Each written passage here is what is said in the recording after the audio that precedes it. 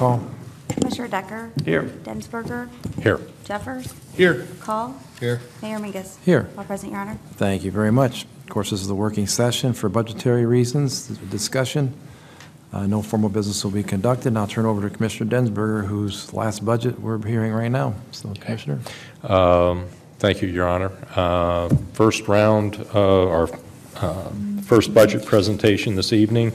We'll be working on this each Tuesday this month. I want to thank Mr. Becker for his efforts and the department heads for theirs for putting the operating budget proposals together. Not to say that there won't be some tweaking, but so far so good.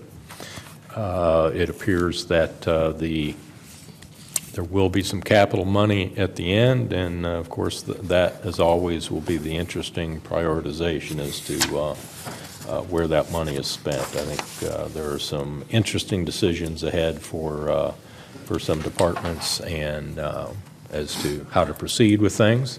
With that, Jeff, you want to take it from there? Yeah, I'll give you a quick summary of how we got where we are today. Early January, I met with all the departments, went over the operating budgets line by line, and we discussed this year's upcoming needs compared to last year's and where they were at today, and put together the budget that's in front of you. As you said, there's some capital money left, and I have their request for that as well, and I think that's the third Tuesday schedule. We'll go over that. So otherwise, that pretty much is a summary of where we're at. And Ron's here. He'll be starting off with the marina budget.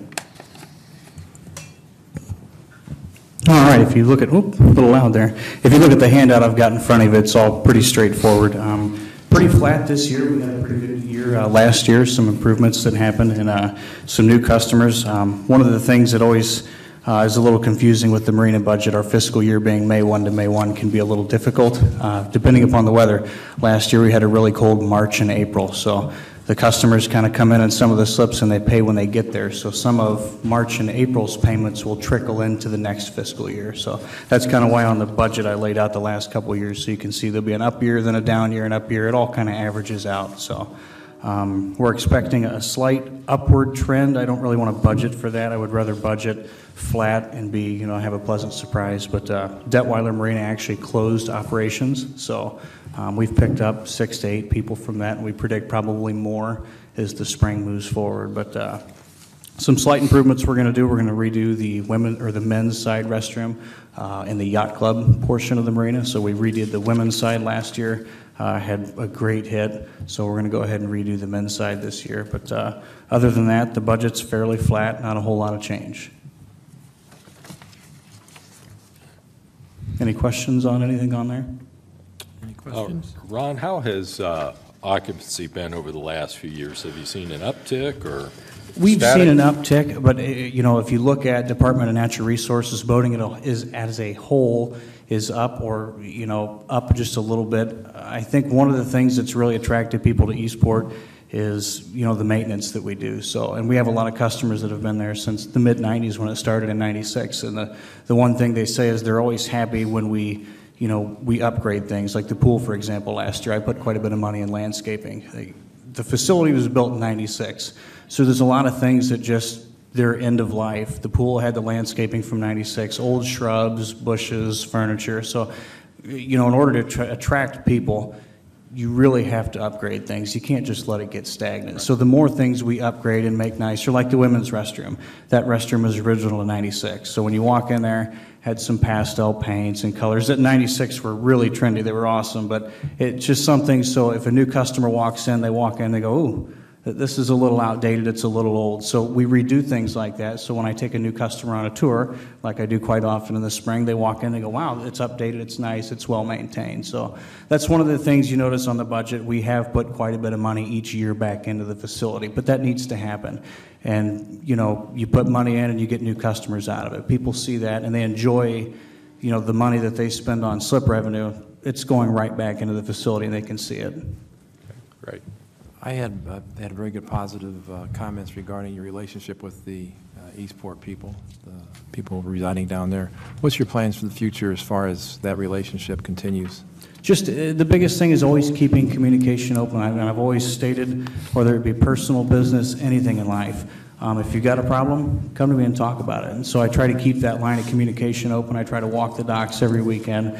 And I think there's a lot of people down there, as much as it aggravates me sometimes with social media. I'm connected with a very large portion of my customers on social media. So a lot of times people won't want to say something in public, but I'll get a message or an email, hey, you know, this could use some attention, and that's good. And I tell people, you know, I need every set of eyes I can get. I walk that place every single day, but you know what? Just like you do these halls, every now and then you'll be walking along and you won't even notice something.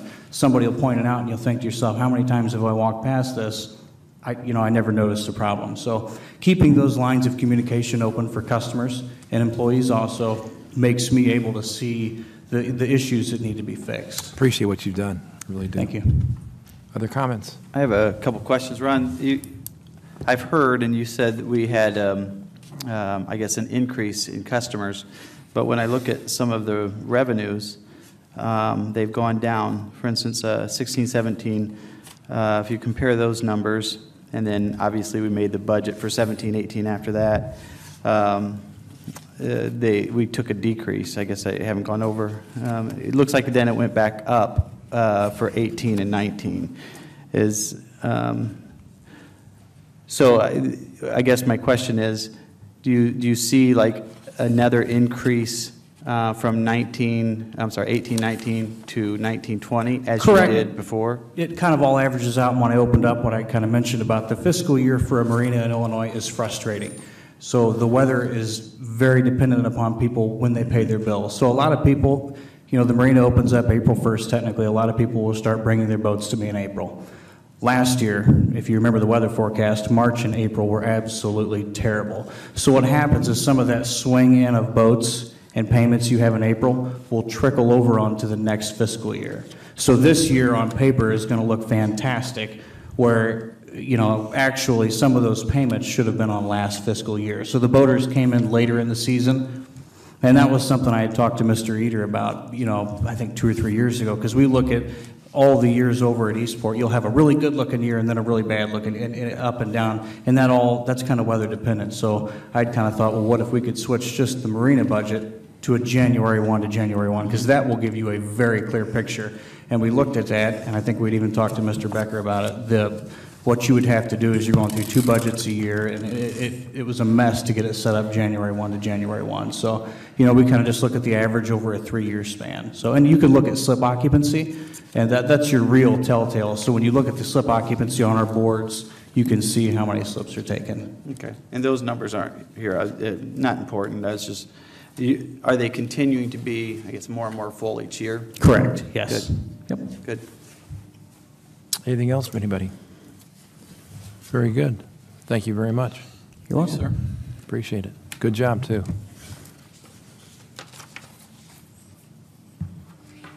Mr. Becker? Okay. Next up, we have Dennis Barron, which will be vehicle mechanics, solid waste, streets, and water sewer.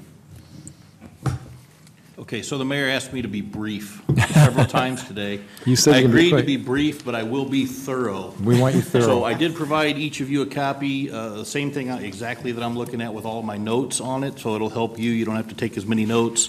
I don't have to maybe Thank you. say as much and get the same thing across. So we'll begin with 0104, which is vehicle maintenance. The guidance was to try to keep it as flat as we can. It looks like we're on track to keep that as a flat budget across the board. I did adjust some dollars out of the wages and labor based on a spreadsheet that I created throughout the entire department, and adjusted several labor figures to adjust some of the manpower reductions that have happened over the past few years. I've also increased some dollars under the maintenance and repair of vehicles cost based, under operating expenses based on the historical values that we've done across the board. So that's gone up. That's kind of the dumping ground when we can't figure out where else to put it or what other kind of supply it'll put it. Our vehicle maintenance department does a very good job of trying to track it and get those charges tracked back to the appropriate departments. Sometimes we buy things in bulk that kind of covers the entire gamut of all of public works. So sometimes we get things that don't necessarily get broken down. You buy a case of oil, you may not necessarily split it amongst each individual department. It just kind of ends up in this budget, and then we try to split it out as we can go. The final line in that budget, you can see that we've got a $5,000 budget request last year that we have not spent. That's earmarked for the vehicle lift that was approved through council that we have not yet received the invoice on. So that's kind of floating out there. And then you can see this year's budget was is requested at 12.5, which lets me keep a flat budget, but it also lets me budget for an air handler, which is something that we've been working with Robert Cole in the department for several years, trying to figure out how to get exhaust and fumes out of our vehicle maintenance bays to help clear that area so that the guys can work in a little better working environment. So I just took advantage of the reduction in salaries to help meet that goal for next year. Which means we can't always have the door open in the shop, even if we can, it doesn't Well, always clear. we do have a big exhaust fan there, but the exhaust fan doesn't necessarily pull everything out because Where it's you're pulling at. out at ceiling level, and we need to get out at a lower level. So Exactly. we're trying to figure out what exactly we can do to make that a little better working environment across the board. Yep. Any questions from anybody on that? Dennis, do you expect that $5,000 expenditure to be invoiced before the end of the fiscal year? Yes, we actually expect that to show up any time. I was told it was going to be here last week. It hasn't shown up yet. I think it was right around 12,000 total, and we're going to split it amongst all the departments, but that 5,000 is coming from there. But yeah, it will definitely be invoiced before the April deadline to get it in.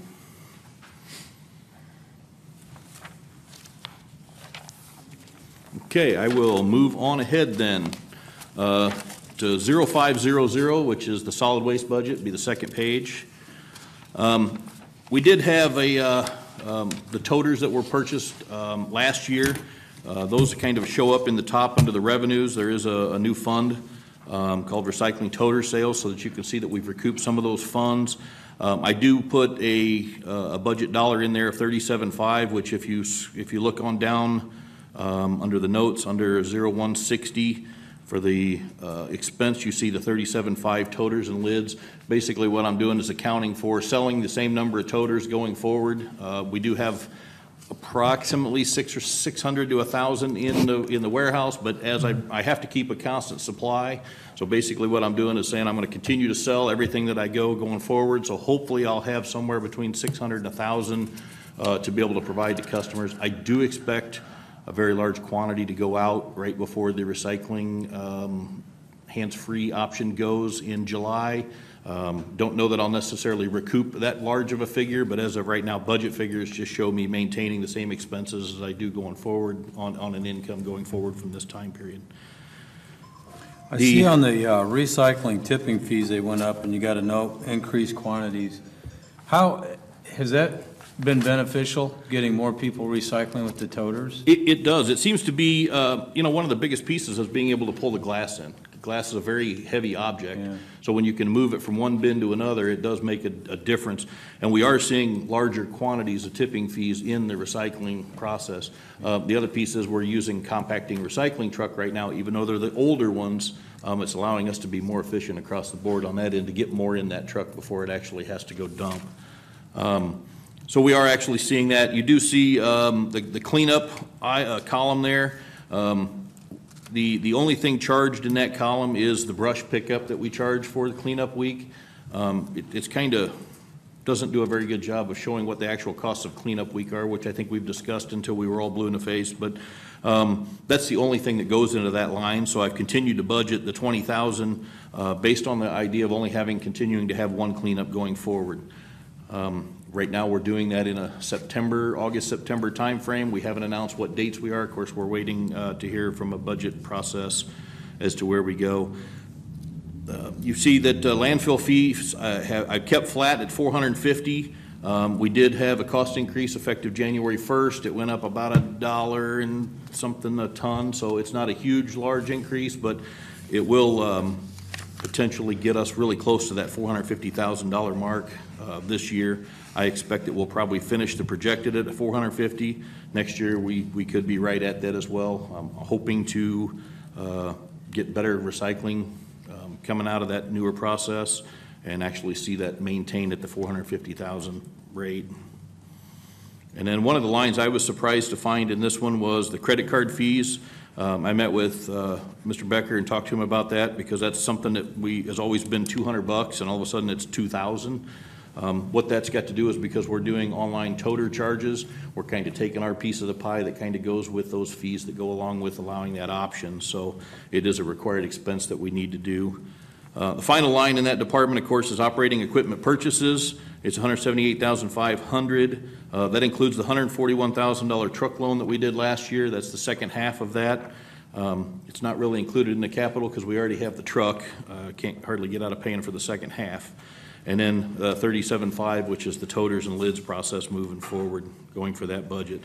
So overall, this budget still remains flat with some of the moving the dollars around by reducing the drivers.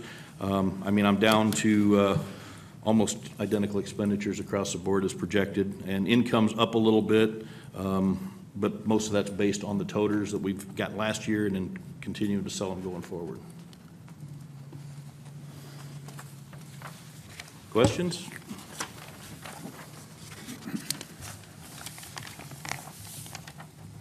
Okay, we'll move on into Street Department, 1100. At the very top piece of it, you see Jeff's note in there, loan repayment. This was part of the process where we did a very large paving project with the anticipation of paying that back over 5 payments. So that fund transfer is eliminated here, and then you'll actually see it show back up a little bit later under the salt line, and I can explain that as we get there. You see in wages and labor, we got a note there looking at reducing vehicles and going to stipends. Not for sure that I'm sold on the stipends for the supervisors or the 2 superintendents for Rick and Todd, just because of their needs to be out in traffic, the safety concerns. We're going to go head this path and we'll see where we go. I think we're still trying to talk about whether we just continue to drive the ones we have until they're just dead beyond dead. They are 10 years old at this point in time, so we're at the point we need to do something. What kind of stipend are you looking at dollar-wise? Has that been discussed? As dollar-wise, Yeah. the suggestion I got was to follow the same thing that's been put in place through the fire chief program and whatever else. It wasn't changing from anybody else throughout this entire budget. Mine's not the only one that includes it. I think you'll see. Yeah, I was just asking. I didn't know what the dollar amount was. I see it just as a note that it's going to be included in that. Yeah, it ends up being $4,200 a year, from what I understand. And frankly, this was my suggestion, gentlemen, in that, every year when we get to capital, we end up talking about continual vehicle purchases. And I know the mayor has talked about this for some time. So my suggestion to Mr. Becker was, as we went through this, and I know Public Works seems to be the first one coming forward with it, was to see if we can get the city out of the vehicle business to the extent we can. Vehicles such as for police and fire, you're not going to get away with those because they require special equipment, but simply vehicles to go to and perform your daily work functions. A stipend will financially, it levels things out for the city. You won't have a spike where you have to purchase a bunch of vehicles, and there's a convenience factor for staff, and then if they have some personal thing to do after work, they don't have to run home and switch cars. They can just go. It's their vehicle. Commissioner, you may know the answer to this. I was going to speak with Dennis. I am concerned about one part of that, and it's, I guess, how insurance works with vehicles like that. For instance, when they're out on an incident, a scene of whatever, their vehicle is in a position that most insurance companies would not accept as, just my personal insurance. Their normal insurance providers probably wouldn't want that. I know I've spoken with Dennis about if we're going to do something like that, outfitting them with strobes to make them as safe as possible. But have you ever looked into what effects that would have, not only on their insurance, but then if something did happen, they're parked on the side of the road, and a driver, as we know, some drivers, when they drive by something, they're looking maybe at the scene and then not realizing they're weaving over into the path of their vehicle. I just ask you that. I don't know. I meant to have this question answered with Dennis tonight before we came here. Well, so. This is certainly open for discussion, but, the stipend is to offset a portion of their vehicle expenses, including insurance. I don't know that we've had any city vehicles damaged in the circumstance that you're discussing. I know Chief Knapp has chosen to go this route. It seems to work for him. Some others have seemed to prefer it. It's certainly something we can discuss. I mean, if there's a special use for the vehicle, then perhaps there's something else for us to consider. I'm not talking against it. Actually, speaking with Dennis, there was some positive thoughts of it. Like, hey, Sure. maybe this is a good idea. And I brought that question up. What does it do? I guess, how does it affect the insurance? And I just don't know the answer to it. I wouldn't know off the top of my head, but I don't believe that it would have an impact. Chief, any kickback from your insurance carrier? Actually, the safety precautions that they take with the city car, they should take with their own car, vice versa. There shouldn't be any real risk difference. I think the biggest concern that we see is we use our cars to block when we pull up to a job site. If our crews are working and they're doing what they're doing, we're putting that car at the back of the stack. So if somebody's rubbernecking as they drive down the road to see what's going on and they hit somebody, they're more likely to hit a supervisor's car on site. I think from our end of it, what we're looking at is to park them at the other end of the group, which is go past it and then come in and come into their lane. So we've got some ideas on how to combat it. I'm just, like I said, with the safety purposes, we do use those vehicles. I know Mr. Szymanski brought it to my attention that a lot of times, because we're in city vehicles, when you have somebody in distress on any roadway, they're parked in the middle suicide lane and their flashers are on and their battery's dead, we pull up behind them, we use our strobes, we sit there until we can get an officer to dispatch or something else. That's fine. May not be what we choose to do in our personal vehicles for the same liability purposes. So there is a little bit of a give and take that you have to think about in your mind. Am I willing to put my vehicle at risk to protect another member of our community that I might be protecting with my vehicle? Or am I more likely to pull over in a parking lot and then just physically walk out to go help them or try to flag them? So there is some consideration to be talked about. Not so much for me. I was convinced that this is a direction as a director. I don't usually end up on job sites. If I do, I end up with either Rick or Todd with me, so I wouldn't have an issue. So that's why I say we put it in and we'll proceed to go down this path. We had a different idea as to what to do.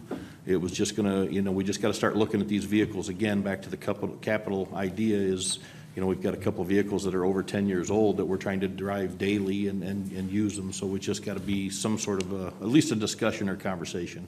Yeah. Well, I think in regards to Commissioner Decker's question on the insurance, I know typically you have to disclose if you use your vehicle for personal or work, and that is kind of a legitimate question in a sense, that if they're using it in that regard and the insurance company finds out that they were using it for that purpose and it wasn't disclosed, is that going to be an issue? Well, or is there an additional cost? I would encourage you to contact your insurance carrier, and please let us know if we have an issue.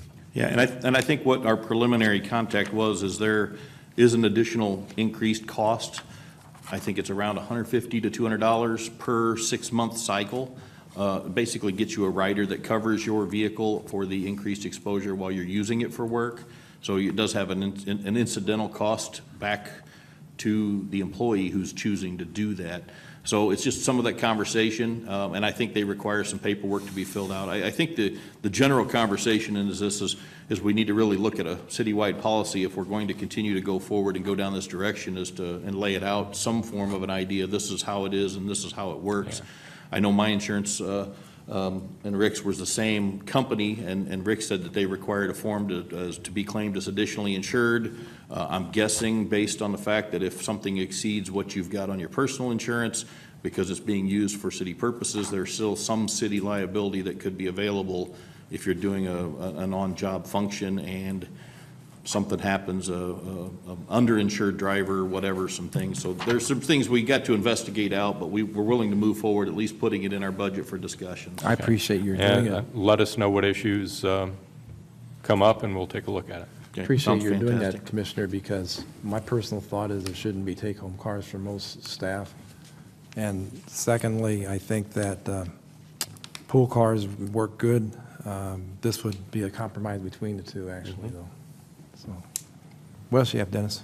Okay, so I do have a side note here on overtime. As you can see, if you look at the historicals budgeted for overtime in the street department, and of course the side note here that says very weather dependent. When I wrote this was 2 weeks ago, before it became very weather dependent upon my department. You know, I did increase that line value up. I still don't know that I'm at the right spot where I need to be because it does become so weather dependent. I think I'm closer at the $90,000 request than I ever will be at the $70,000 request as we had last year. Even though our projected numbers are low, trust me, with this last 4 weeks of weather that we've had, my numbers aren't going to be anywhere close to the projected. I'm probably going to be way over that $70,000 this year just based on weather. So I think it's a hard one to try to budget for because you've got to roll that dice on the spring weather and you have no idea what it's coming into, and it may be looking really good come budget time, but I still may be upside down by the time the end of it runs through. Okay. So for the most part, all the rest of the lines in the middle I kept the same as what we've had, and we're on track to meet most of those expenditures with just some slight variations. You will see under 0122, the note that Jeff had put on there says salt included in 2019. I had to add the $245,000 back into that line item for purchasing salt going forward. If you remember previously, it was done out of MFT funds because of the loan process and how we had to do that. So that $245 has to come back into my budget to be able to continue to buy salt every year. The next big note there, you see the big circle around the big zero under operating equipment purchases with the note that it says need 2 plow trucks per year. We have pushed plow trucks the last 4 years without making any purchases, including this budget year that we're into right now.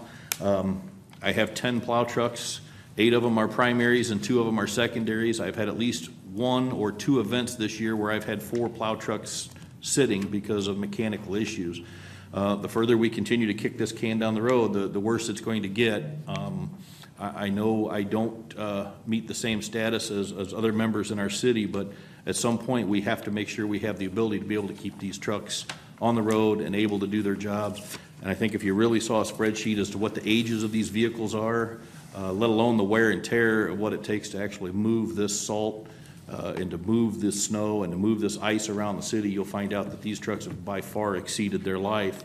Something just to keep in your, it's my short little plug on capital needs that we have to see. What's the something. average cost of a plow truck? I know at one time we had it in the budget and then didn't get to use it. I'm budgeting at 180, and that's kind of Per truck. Per truck. That's based on the tandem size with the plow configurations, everything just like what we would use right now. I think the most recent bid I have in my bucket is somewhere around 165, but I think it's at least 2 years old. So I'm just guessing with inflation, it's going to fall somewhere around that 180 mark. I know that the last 2 we did buy that have been purchased had stainless dump beds on them, which is well worth the extra dollars. Right. I'm currently doing a temporary fix to one of our beds that has actually rusted the hinge mechanism off of it. It's going to be a $2,000 repair, going to last 18 months. That's the number 5 truck in our fleet to be replaced. So even if you gave me 4 trucks right now, that's a truck that's still going to be a front line for a while. I'm going to be coming to the council requesting the money to spend a bed, which is going to be, I believe, $14,000. I'm not going to have a choice. I'm going to have to put a new bed on this truck to continue driving it. It's number 5 in the list, 5 away from being replaced at this point in time. So that's the kind of expenses we're into. We're not a $100,000 motor or $10,000 motor last year. We're going to be in a $14,000 bed. It's going to get expensive to keep these trucks on the road with the wear and tear that they take. When we were first elected to council, I remember one of the first things that Steve talked with me about was the need to try to get a plow truck every year. And we did we didn't meet that, but we were usually yearly buying a plow truck, and then we'd miss a year and so on. Unfortunately, due to the economy and what happened with our budget, we are now 3 years, and we're trying to remember tonight, I believe this is now the 4th year. So I don't know if it's unrealistic or not to think, no, let's get caught up this year. However, as quickly as we could, take that seriously. I mean, this was a rough year with snow, and talking with some of these guys, when they're traveling along and they have the plow on the ground and there's a manhole that might be up a little bit and it hits, I mean, it feels like their teeth are chattering when they hit so hard. That impact is absorbed. So they've I think 1982 is the oldest truck we have in service. Is that right?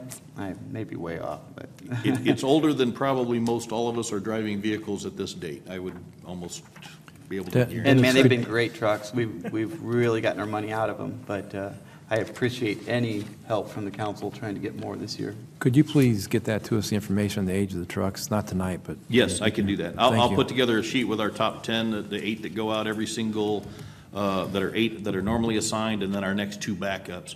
We don't have anything beyond that.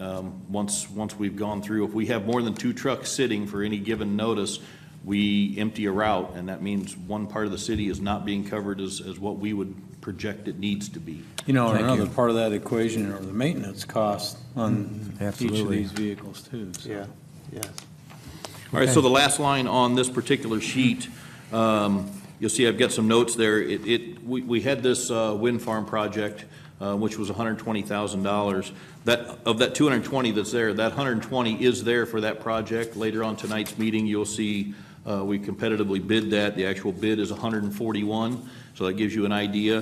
There's 120 in my budget, and I need 141 to make that job go. So we already know where we're sitting on that piece of it according to that line item. So, the extra 21 is there, obviously, but it comes back to it's money coming out of our normal process through street paving and resurfacing to be able to cover that overage piece of it coming out.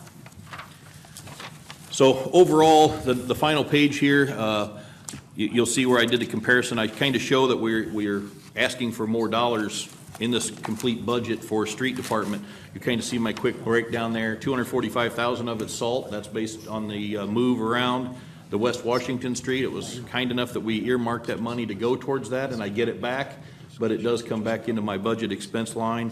And then the other 100 kind of shows up back, if you go look back to the wages category as to where we go when I equalize those based on where we're budgeting and where we're actually landing in my spreadsheet that I put together to try to put forth a little bit. So even though my budget, it's flat, it includes these additional costs that had to be added back in there to continue to function. Otherwise, I don't have salt or that project to go. So the next one is the easiest one of them all. It's the sewer chlorination fund, which involves chlorinating the sewer outfalls. It's pretty much an in and an out, has been for multiple years. We usually land within a very few dollars of the same amount, putting in the same dollars as we've requested. We do only chlorinate for 6 months of the year. That stays pretty much true, and we're able to meet our budget mark because we're able to keep an eye on that. A little concerned with the upcoming wastewater treatment plant project, whether we'll see a spike in this, because as we get through that project, we're liable to have some additional flows that we may have to chlorinate better or at a higher demand simply because of that project being going on. So this one might vary a little bit over the next year and a half as we get moved farther along with that project. Now we're ready to look at sewer water funding. First one is 5000. You kind of see my notes there. I lowered the cost and sewer assessments. Jeff and I kind of met and we talked about that, of where it's been going historically and where we're at. So it's been a $30,000 request, but we hit that a couple years ago, but the building market's not necessarily recovered as fast. You'll see the sewer capital fee. We did some projecting there as to where we should be. That, of course, is the sewer capital fees that have been reflected. So you see that that's an increase on the plus side to begin with. We get down to expenses. First major expense line item, you see the stipend is rolled in there for salaries.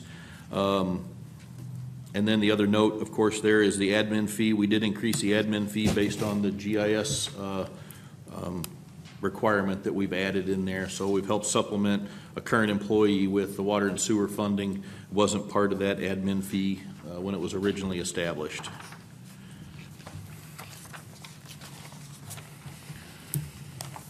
I won't bore you with all these individual line items, or we'll be here all night, but mostly they might go up or down just a few $1,000s here or there.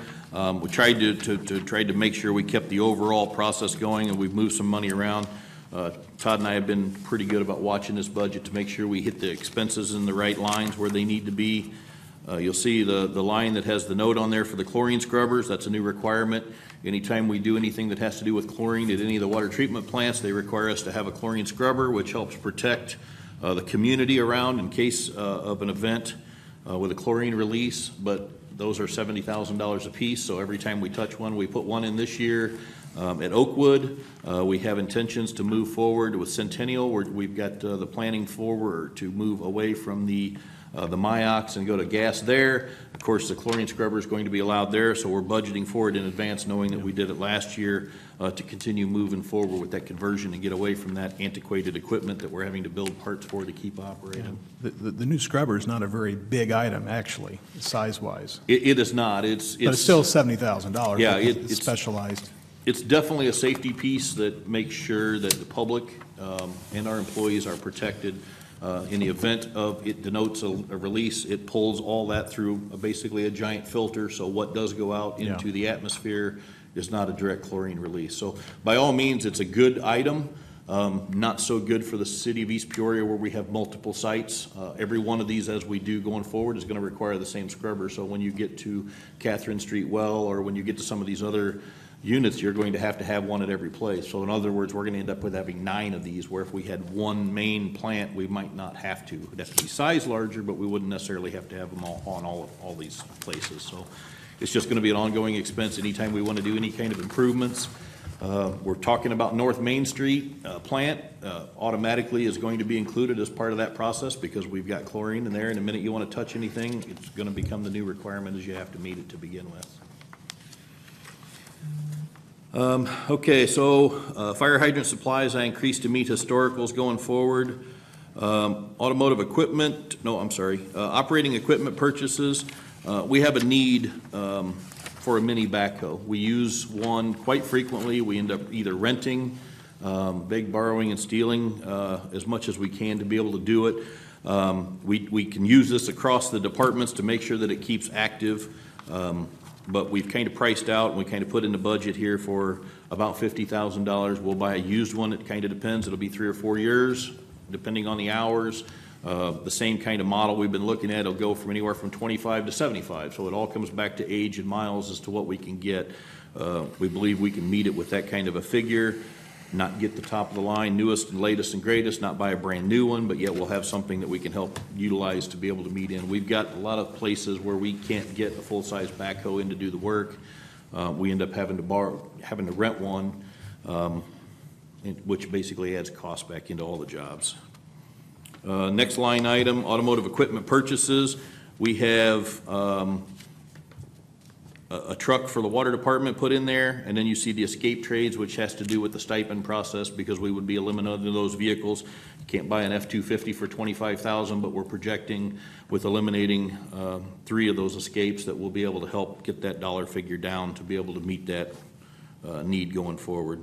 So that just puts us moving forward out of that line items expenses with just a $200,000 overage in the expense process through the water department.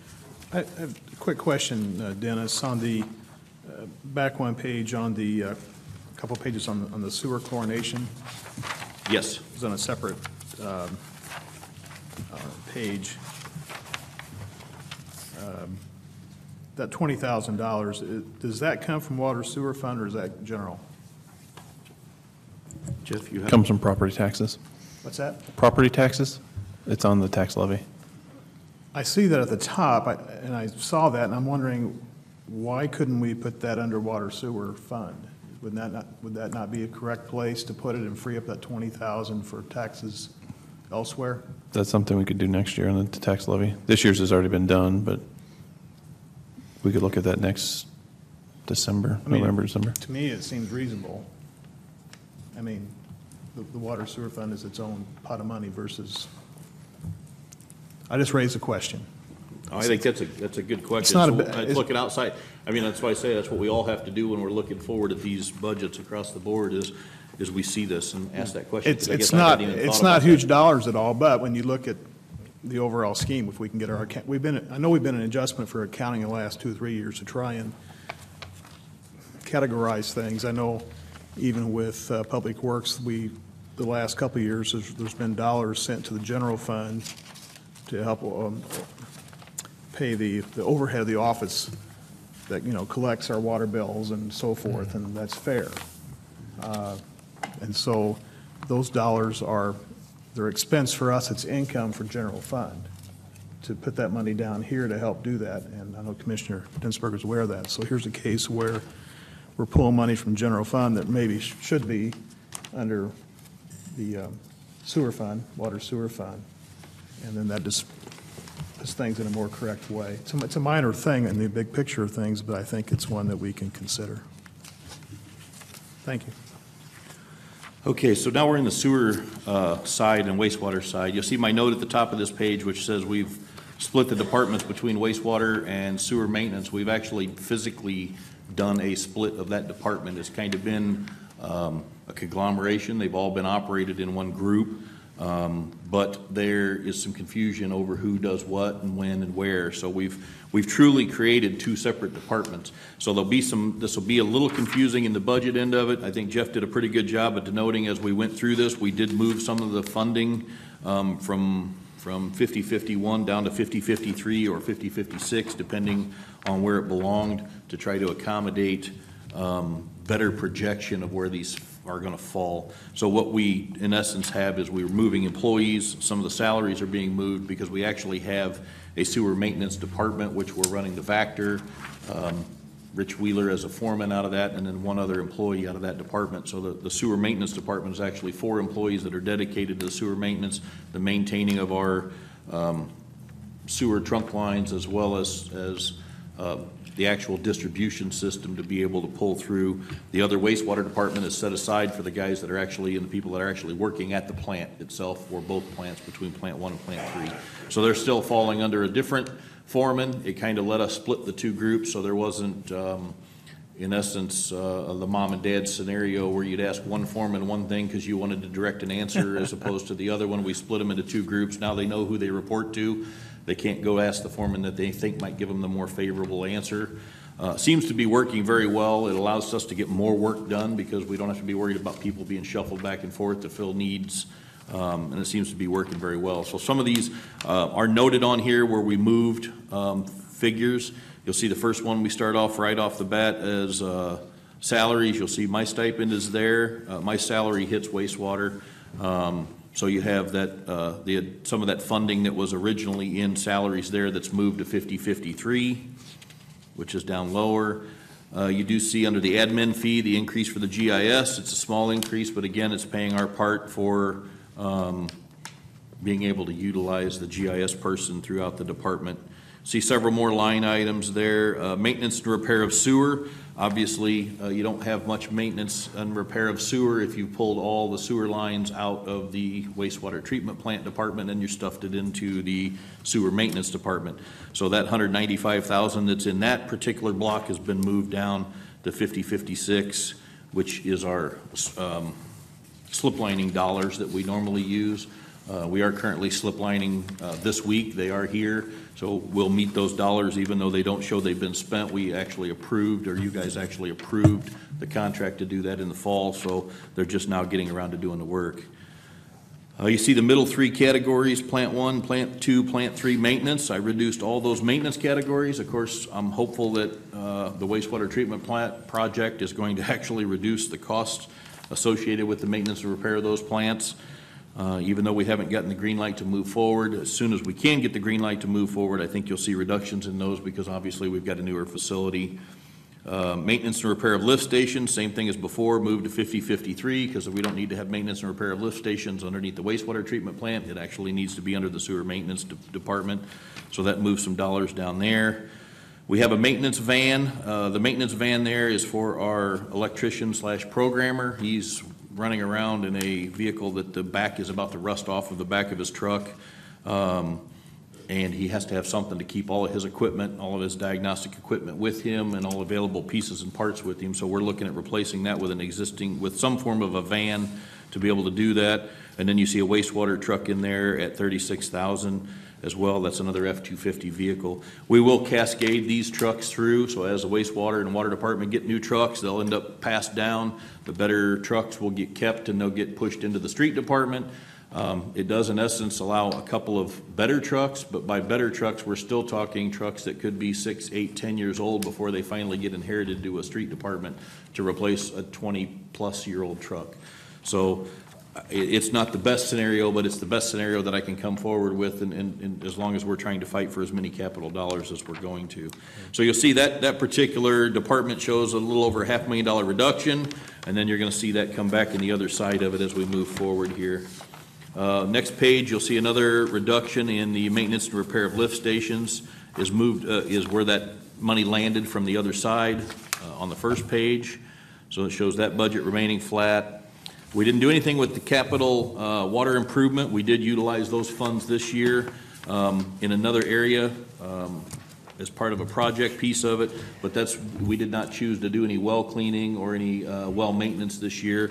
Todd believed we could make a skip on 1 year to be able to do that, so we have been able to make good use of that, but that's going to put us in a spot that we're going to have to do one next year at least. So, and then you see the next category, which is the improvement and replacement of sewer. This is where you see the landing zone for the slip lining and lift stations that was on the other page.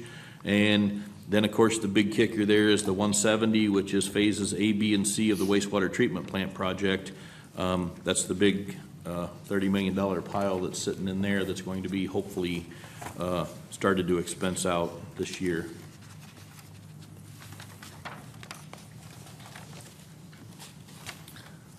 And the next page, last page on water sewer, the only note on here is just the bonds. That's got a bond that actually fell off in 18, so that's a bond that's now disappeared out of the budget, so it didn't need to be budgeted going forward.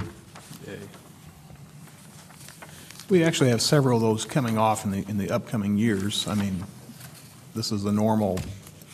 Yeah, they normally, I don't know when the next ones for water sewer will be falling off. Jeff may know a little bit better. That was all part of, I know whenever we went over the new plant system upgrades that, yes, we have an expense for the upgrades, $40 to $60 million total, depending on the phases and when we all get done. But we also don't need to borrow all that amount because we are having some of these bonds paid off and off our debt ledger, and then that's Yeah, and we've frees up got some cash. funds because we actually started collecting a year in advance of this project actually starting, because this was the first piece of it, was getting the funds in place to get started and getting the fees in place to get started with the project. So. Could we digress just for a couple minutes? I know we've been waiting and waiting and waiting on the EPA, et cetera, for the sign-off on our plant expansion and a refurb of both Plant 1 and 3 and the other projects related to wastewater. Could you give us a quick summation of that? I know we're not hurting because we combined our phases, but it's also, I think it'd be a good time just to say where we're at on Causing us to that. waste money.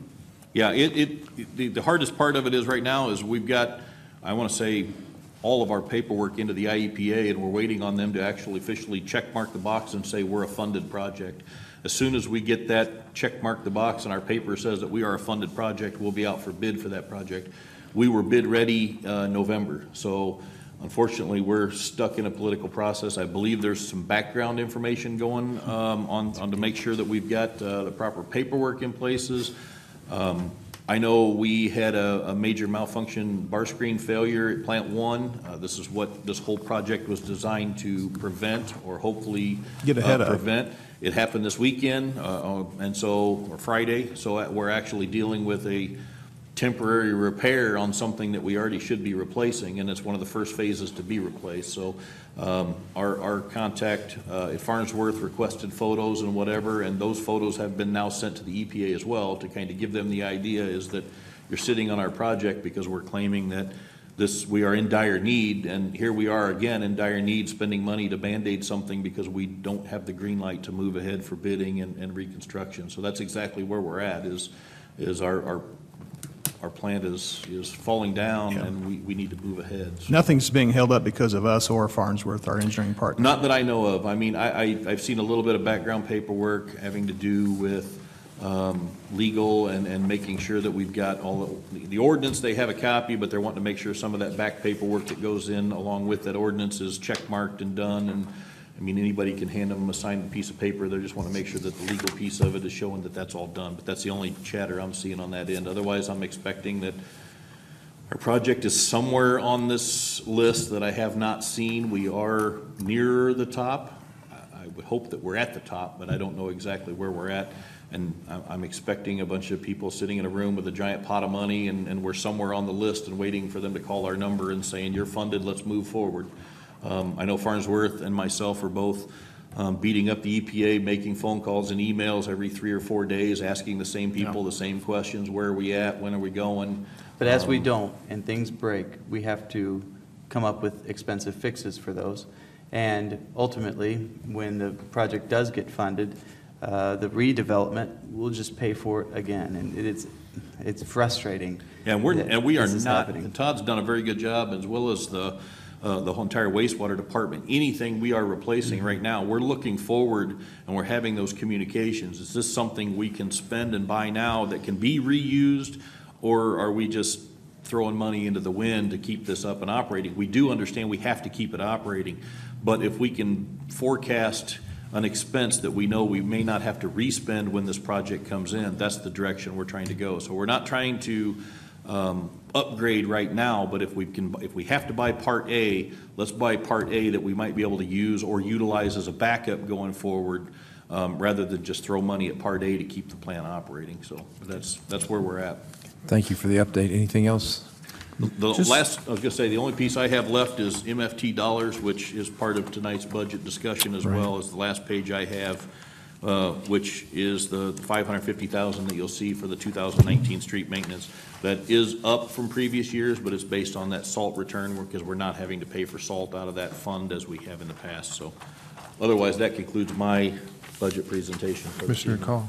The only question I would have, and I'm not trying to nip, you did a great job here, and I appreciate the explanations, and I understand the need for the equipment, which the ones you have laid out here, I support.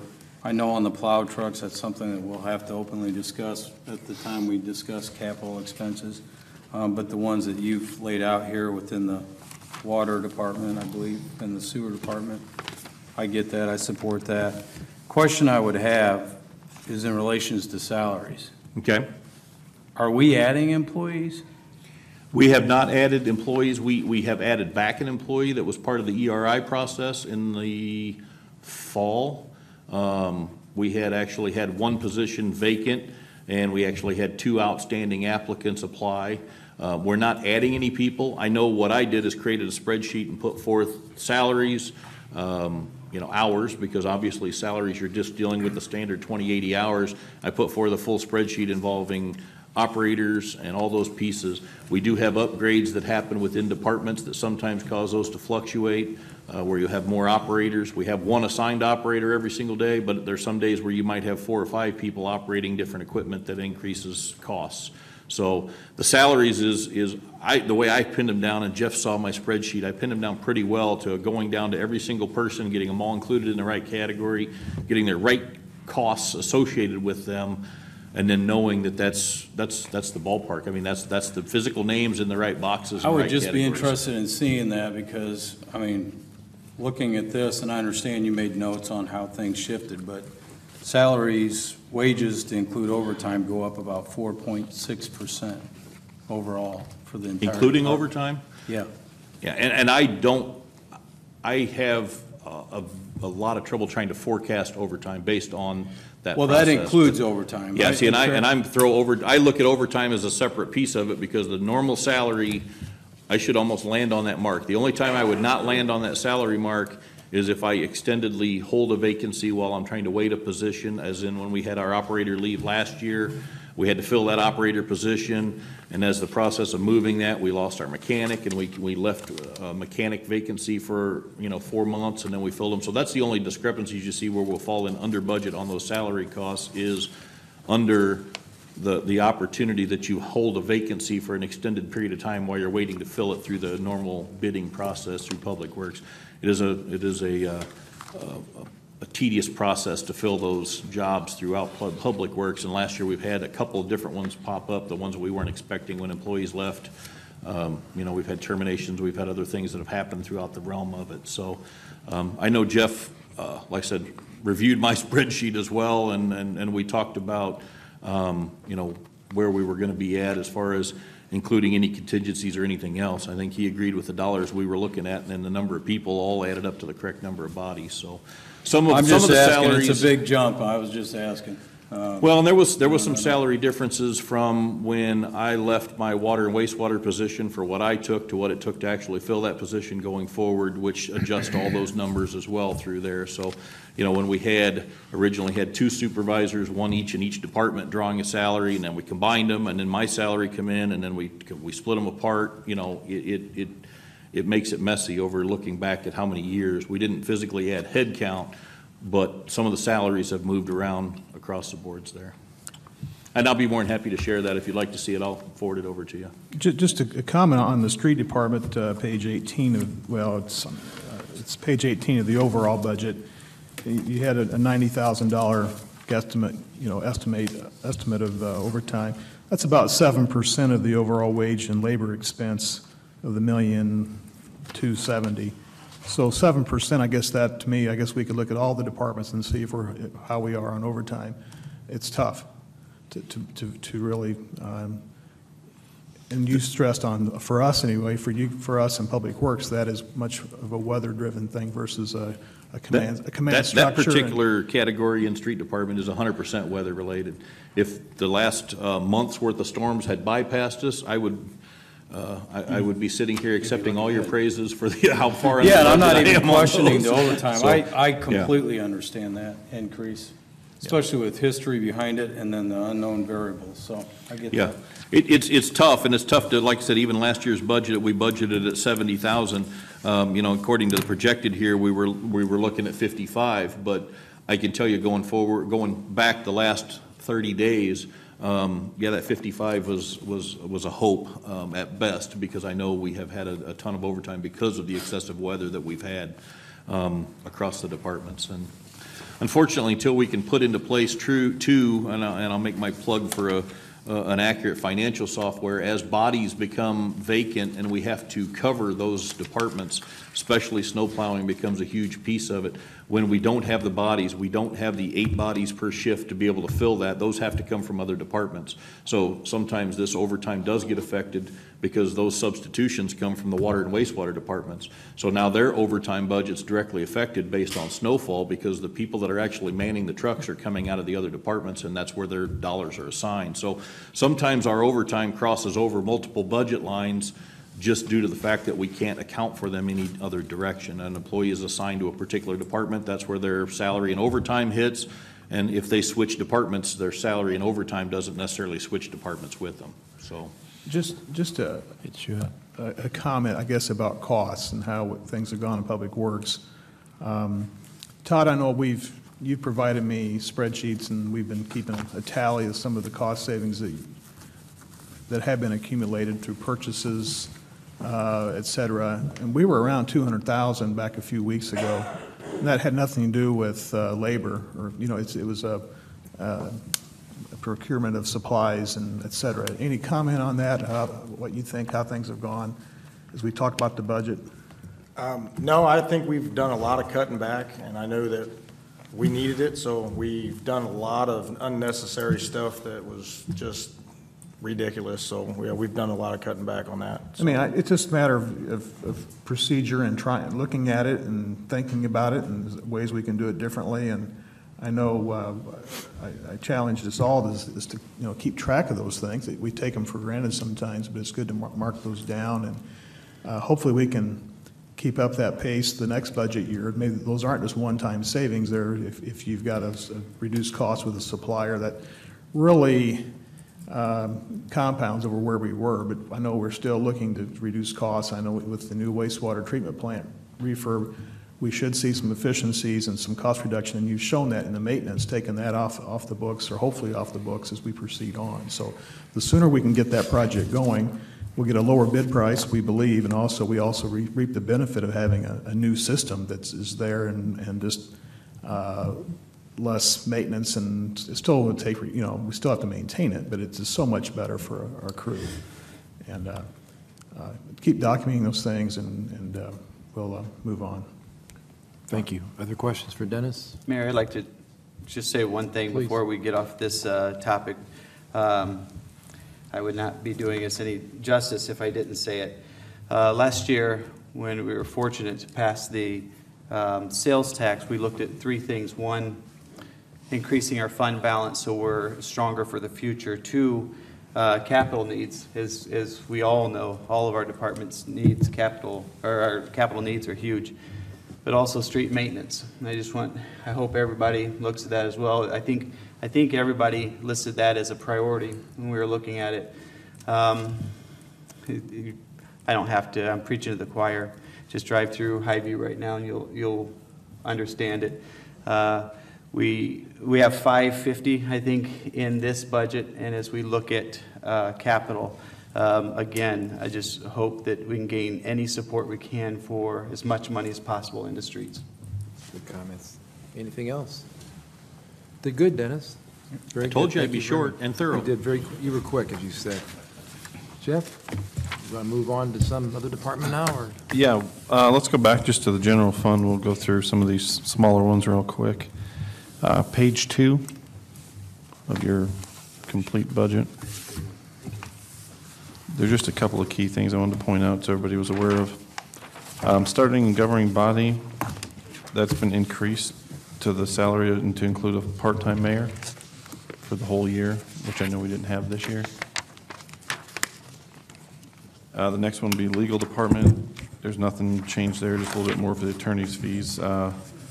Last year, we were trying to reduce those a little bit, and it looks like there was not a reduction, so I was trying to put something in there a little bit more realistic, hopefully, for next year.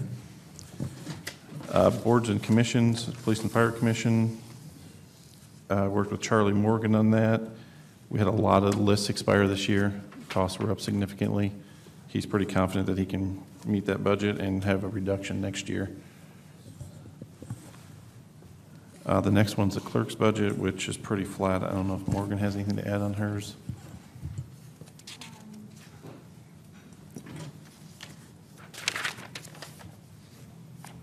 The one additional thing I added in here, and I don't know if it was kept in here, was that in printing? For scanning we have some really old books in the back. We don't have the proper scanning mechanisms. So I think the estimate was $5,000 to $6,000. Jeff, do you know if that was kept in I here? think that's where we're going to discuss that. If you want to add that in, if that's something council's interested in, she's looking to scan in some of the older documents that we can't scan, and it takes a more professional piece of equipment with how delicate they are to make those available electronically. I think it's prudent to have it. Okay. I can add that into the budget. What's that difference? Her estimate was around 5,000. Okay. Everything else I think is just flat from, basically, or almost flat from last year. And then moving to the city administrator's budget, not knowing what council's going to do next year, we left that salary in there at 125. Just wanted everybody to realize that. Accounts and finance, the only major increase was in the group health insurance line item. You'll see they went up $250,000. This year's health insurance claims are up significantly from what was expected, so we reflected that in that increase.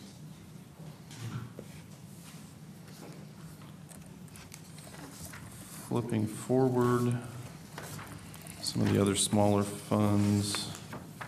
IMRF fund remained flat on page 14. The fire and police pension funds are budgeted at the actuarial required amount. And you'll see in the fire fund that number actually reduced from the current year's budget, and that's on page 15. And then if you flip to page 16, you'll see that the police pension fund has slightly increased. And the reason for the change in those two is we have a new actuary this year. Their estimated returns, the fire was at 6.5%, the police was at 6.75. They were uncomfortable with having two different actuarial goals for two funds in the same city. So to be conservative, we went with a 6.5 on both of them, and that was his recommendation. So that's the only reason why the police went up, is because the target number had changed slightly. The next one on page 17 is the bond and interest fund. There's just one bond in there. There's very minimal. Page 20, you'll get to the municipal audit fund. That's remained flat as well. We don't anticipate a single audit this year, so there shouldn't be any increase. Page 22, street lighting. You'll see that that was $227,204. We budgeted $280. We're projected at $175. Hats off to Robert Cole. That's a reflection on some of the upgrades they've been doing and stuff, and reduce the lighting costs. Social Security is budgeted flat, along with the work comp on the next two pages. Now in work comp, we've increased the revenue side with the increased claims that we have, but we went off the insurance company's projections as far as the expense. You'll see this year that the expenses were significantly higher than projected. Hopefully we'll turn that around next year and won't have that again. Let's hope not. Unemployment insurance on the next page, again, is flat. And then if we will flip to page 34, we can quickly talk about Camp Street TIF.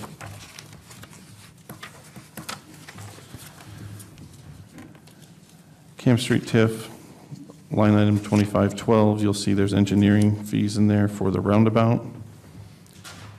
And the other additional line item we added was maintenance and building repairs, and that was specifically for some maintenance items that Robert was concerned with Bass Pro Shop, and some things that need to be done there to the roof. And what is that? Do we know? Some roof repairs is what he was projecting at 10,000. They were having some minor leaks and some stuff, and it needed some attention. Otherwise, in the TIF, Ty had inquired about a extension on the bike trail, which will be brought up during the capital portion. And then everything else is just this year's bond debt. Going to page 36, you have West Washington TIF. It's mostly bond debt, and then everything else in there has pretty much stayed the same. No major changes.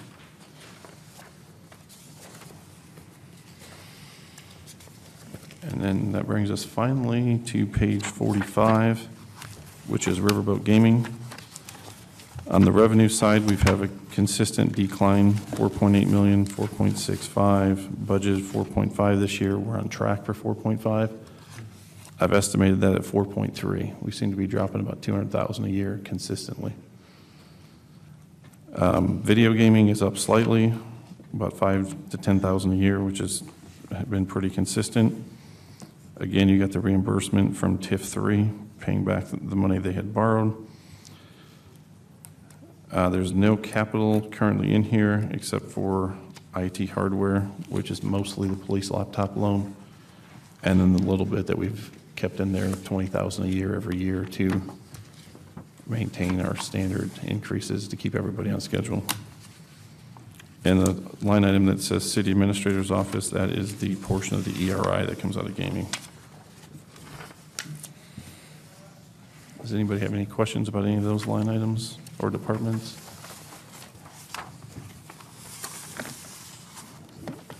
We are ahead of schedule, and Mr. McCarty has generously volunteered to come up and cover East Side Center and Hotel Motel if you would Really? like. All right, Doug. Doug, You go get her. Huh? I told him he could be excused then next week when he won't have to present. What page is he on? Hold on one second. Starts with Fund 21, which Good is job, on Doug. page 28. He texted me about 7 minutes ago. Get ready. So I can get through it. I gave him always the option fast, to though. decline. What page is it?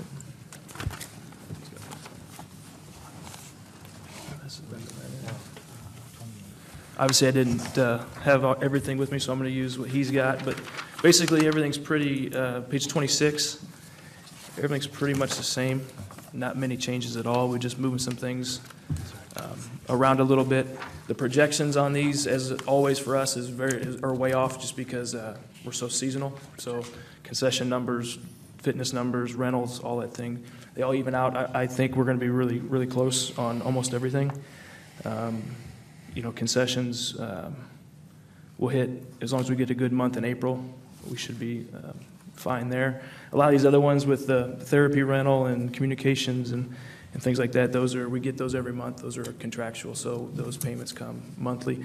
Some of these have not been posted in a while. I know there's issues with computers and things like that here, so I've been checking up on those, but those have been in the accounts. They just haven't been posted to the general ledger, I guess. Overall, like I said, it's about the same. Not too much there. Any questions on the revenue side?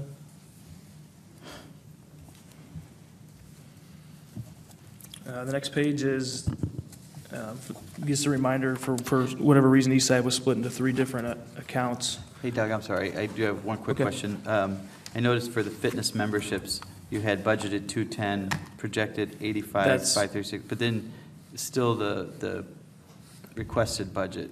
Yeah, that's 200. one of the examples. If you look on our MSI, they haven't been posted since September. Okay. So there's I'm 4 months sorry. that haven't been transferred over, basically, Okay. if that makes sense. Yes, it does. Thank you. And so that's where we'll pick up. January, February, March is usually our best months, obviously. So again, seasonally, we don't make as much in July from fitness as we would in January. So those will catch up. I think it'll be really close. All right. And I go back to kind of look at the historical. You look at 17, 18. Those aren't as big a declines as used to be maybe 5 or 6 years ago when the other facilities came, the Planet Fitnesses and the CrossFits and things like that. I kind of feel like we've kind of weathered that storm, and if we can kind of stay at that number, for the people that are still exploring other options and working out, we're getting people that kind of coming back. So I'm hoping that that's kind of at the bottom, and we'll kind of stay there, slowly come back up.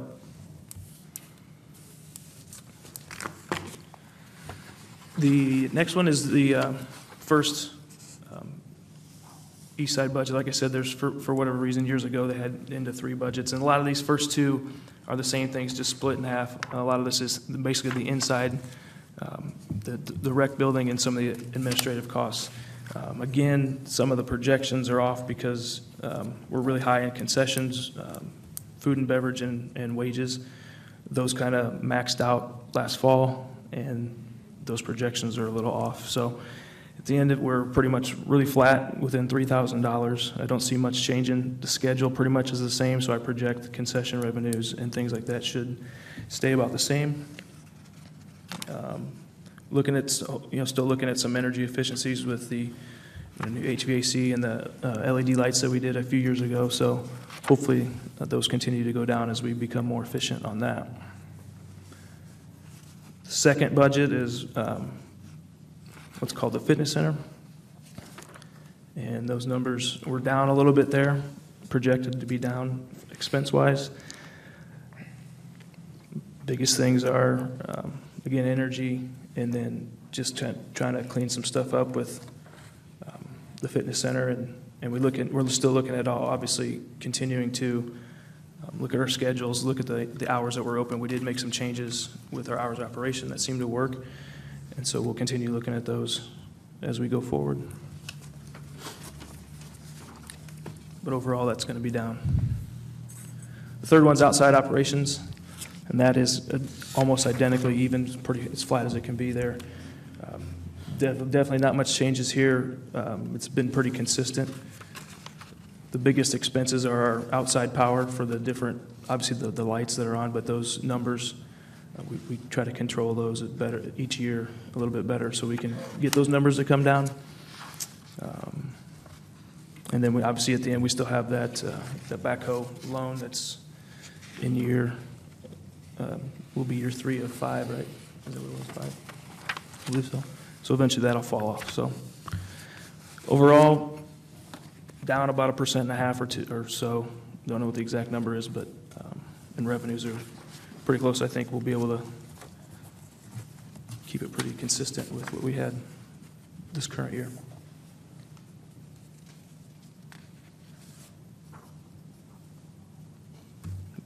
Any questions? Thanks, Doug. Moving on to page 31, that is hotel motel. There are a few small changes here. I think it all balances out. I'll explain them with the note. They have the same notes on here. Revenues, looks like it's been a really good year so far for hotel taxes. That could be up over what was projected. Good thing to see, really. Actually, if you look at 17 to 18 and to 19, maybe the trend's going up. It looks like we could be trending in the right direction with hotel tax, so hopefully that continues. Rental of the building, that's going to go way up. We've had a bunch of interest in that. It's been great. I've got contracts already signed for 2019, so looking at some kind of revival of the use of that building. It was kind of slow there for a while, so I've had a lot of interest. I think word of mouth's going around, and people are back interested in the space. Another one of these projections, if you look at FOL foundation receipts, it hasn't been transferred over, but that it was actually higher than that. We came in about $5,000 or $6,000 above what was budgeted, and then the other ones that have come in already, the sponsorships and some of the other miscellaneous things, those are a few of them are still coming in. The one change on reimbursements, so the biggest difference you'll see at the bottom, the revenues are technically showing that they're going down. Reimbursements was the issue with the chamber, how that whole thing worked out, where we paid and they reimbursed us, so it came back. We changed that up. We changed it up, and it's coming back underneath. You'll see where we moved it to. So that the revenues, other than that reimbursement line item, are pretty well the same, projecting the same amount for festival. We're going to be open roughly the same amount of days, so we'll keep that number the same and keep it a little bit lower, and hopefully we can exceed it. So on the expense side, you'll see that chamber part under contracts, so that money that we pay them is going to be under our contract versus a salary or wage, and that makes that go up, and then that obviously lowers the top line item. You'll see that number goes down because that's where it was originally. So we paid it out of that, got reimbursed, and then we're just going to switch those two. After that, I think everything's really similar. We try to keep everything the way it was. Trying to see, not many. This was a pretty easy one to kind of go right down the line. Numbers have been consistent over the past couple of years. You can see 17, 18, not many changes from year to year, so we found a pretty good mix there. We go down. Again, some of the projections are off just because this is somewhat seasonal as well. And then we get to what the capital improvements in hotel, motel, and basically we've got the part of the package, the first phase that we kind of talked about in the fall, the installation, the labor, the work to get this upgrade done.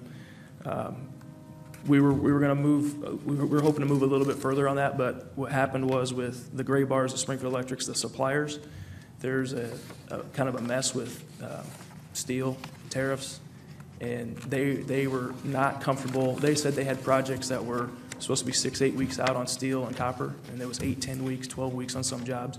None of them felt confident that we could get it, do it, and just have a hard open on Thanksgiving. So we decided that we're going to do some preliminary work.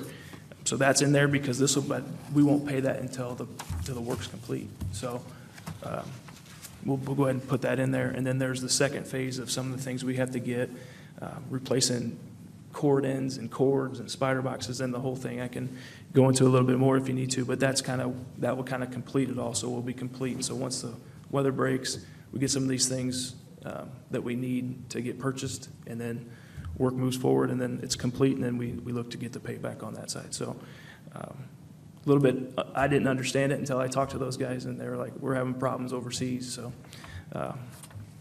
we'll be fine this year. And then threw it in there, vehicle-wise, I was going to have a list of kind of what you asked for, Dennis, what we have. We've got an 06 that we would look to replace, and then that would get us to everything would be 2008 or newer.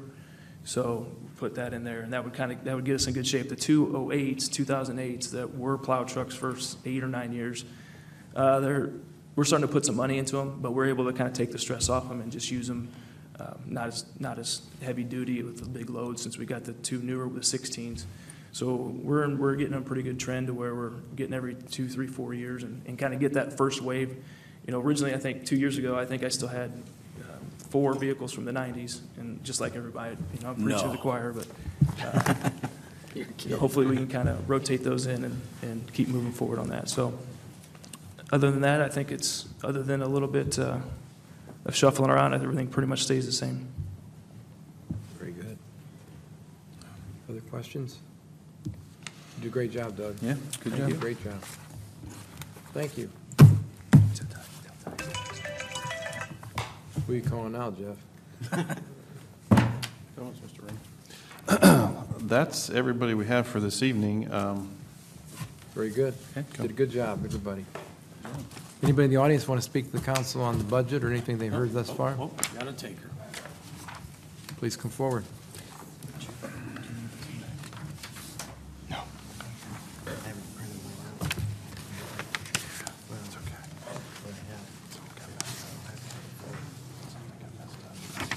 Hi, I think you all know me. I'm John Harris. I work for City of East Peoria in the street department, a foreman there.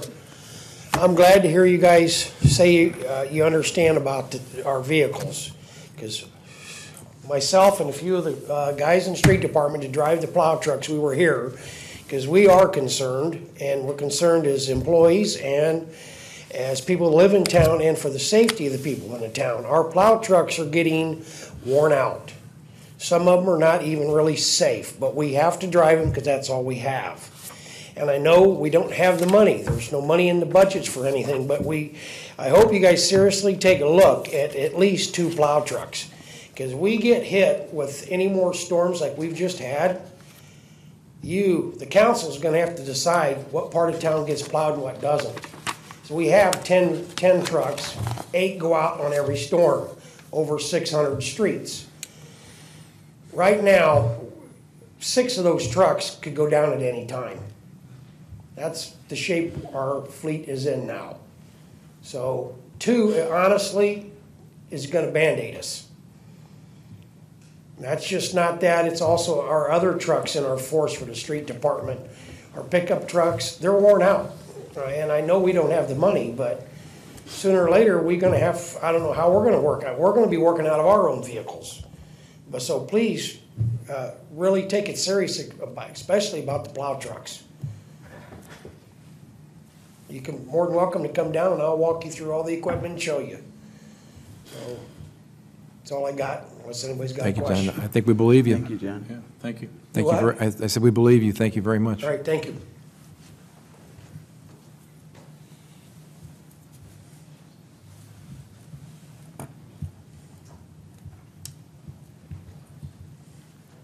Just a quick comment.